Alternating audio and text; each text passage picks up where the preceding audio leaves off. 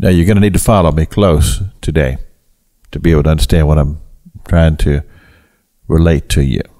1 Corinthians chapter 12 starts off with this expression from the Apostle Paul. Now, concerning spiritual gifts. So that's our topic. This is what the Apostle Paul is saying. This is what we're going to talk about.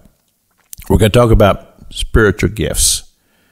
And then he begins to talk about them, the congregation of the Corinthian church there. And he said that, I don't want you to be ignorant concerning these things. Because in the past, you were Gentiles. You were carried away into these dumb idols. So he's bringing up their past and saying you have this background to where you worship things that were not God, and you were making them into gods. Okay, you with me so far? So, now we're talking about gifts and spiritual activities within the church. And bringing up the fact that they were Gentiles who worship dumb idols, and now they're members of the congregate of this church that has this elder in the church that's living with a woman that's not its own wife, and the congregation's cool with it. And so the Apostle Paul has written this strong rebuke to these people who are supposed to be representing the gospel, but he says, even in your communion services, you're eating and drinking damnation into yourself. And so now, get this.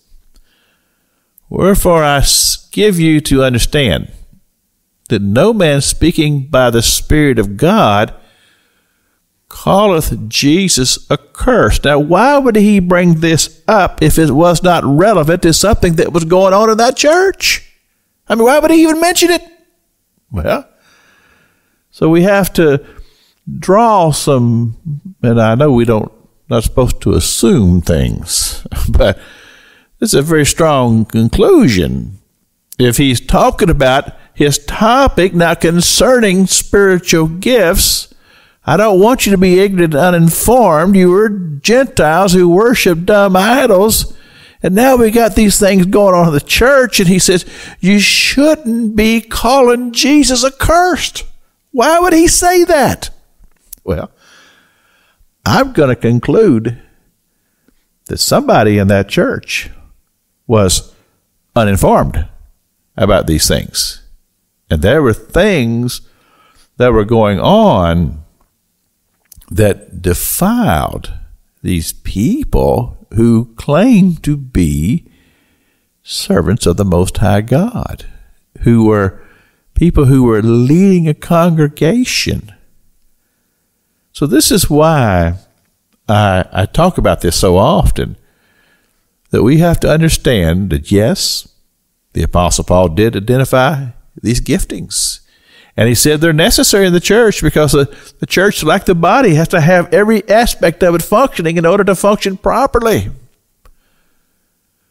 But if you're not careful, they can become an idol. And they can become the featured event. Whereas the intention of these gifts was given to the church to do the mission, to go and tell, to preach and proclaim the gospel under the anointing of the Spirit, using these giftings that God has given us. This is Pastor Jack King with the gospel on the radio broadcast.